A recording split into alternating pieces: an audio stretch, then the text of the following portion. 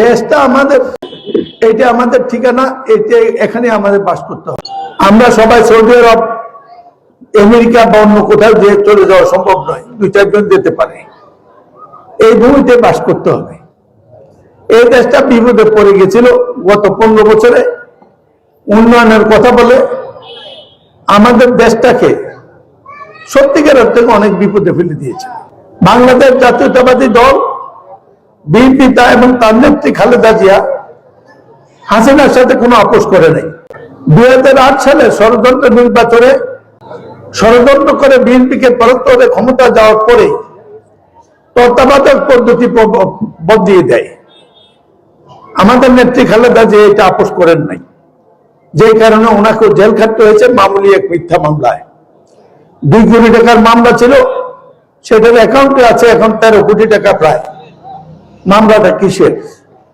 যে নেত্রী কোনোদিন পরাজিত হন নাই, যে নেত্রী 3 বার প্রধানমন্ত্রী ছিলেন, যে নেত্রীকে বাংলাদেশের মানুষ দেশের জাতির এবং মানুষের গণতন্ত্রের মা হিসেবে জানে, পৃথিবীর ব্যাপী যার অসুস্থতার জন্য উৎকণ্ঠা প্রকাশ করেছে, দোয়া করেছে যার যার ভাষায়, সেই নেত্রী খালেদা জিয়া হাসিনার সাথে আপোষ না করার কারণে এবং দীর্ঘদিন উপযুক্ত চিকিৎসা লাভ করার কারণে আজকে নেত্রী খালেদা জিয়া হাসপাতালে জীবন সংকটে।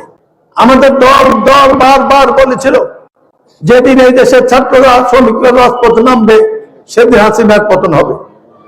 যে 15 বছর ধরে আমরা যে আন্দোলন করলাম, নির্বাচনে গেলাম না, বৃদ্ধ বয়সে আমিও জেল খেটেছি।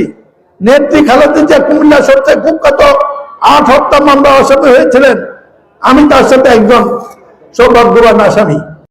মানুষ এখন একটি নির্বাচিত সরকার চায়।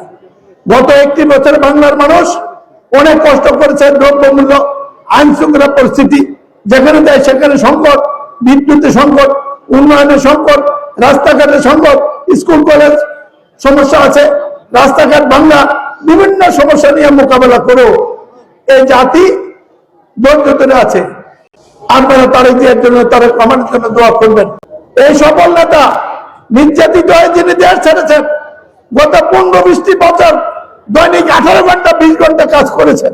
এই দল থেকে আজকে বাংলাদেশ জাতীয়তাবাদী দল বিএনপিকে শুধু বাংলাদেশের নয়, এশিয়া মহাদেশের অন্যতম বৃহৎ জনগণের রাজনৈতিক দলে পরিণত করেছেন। কিন্তু জনাব তারেক রহমান নেত্রী খালেদা জিয়া বাংলাদেশ জাতীয়তাবাদী দল বিএনপিকে এই উপমহাদেশ সর্বশ্রেষ্ঠ দলে পরিণত করেছেন মাত্র 50 বছরে। আজকে সবকিছু দিয়ে আমার 63 বছর রাজনৈতিক জীবন, এটা দিয়ে আমি আপনাদেরকে বলতে চাই, ইনশাআল্লাহ তারেক রহমান যতদিন আছে বাংলাদেশ পথ হারা হবে না। জনাব তারেক রহমান ওয়াদা করেছেন বিএনপি ক্ষমতা গেলে আমার মা বোনদের জন্য একটি মহিলা কার্ড করে, পরিবার কার্ড করে দিচ্ছেন, ফ্যামিলি কার্ড। কৃষকের জন্য একটা কার্ড হচ্ছে, তিনি যাতে সার পান, পেস্টিসাইড পান, বীজ পান।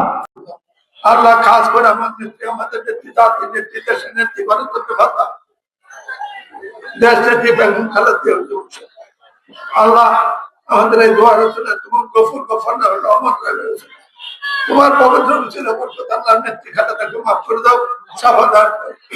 আল্লাহ তুমি ব্যবস্থা করে দিন আগামী 25 তারিখ আমাদের জাতির আকাঙ্ক্ষা মা মাটি ডাকছে, আল্লাহ তারেক রহমান আসছে, তুমি কবুল করে একটি নির্বাচিত সরকার প্রতিষ্ঠা করে নির্বাচিত সরকার মধ্যে কুমিল্লাকে বাংলাদেশের সর্বশ্রেষ্ঠ মহানগরীতে রূপান্তরের জন্য আমাদেরকে তৌফিক দান করো। বিপুল ভোটের ব্যবধানে আমরা সংসদে দেখতে চাই।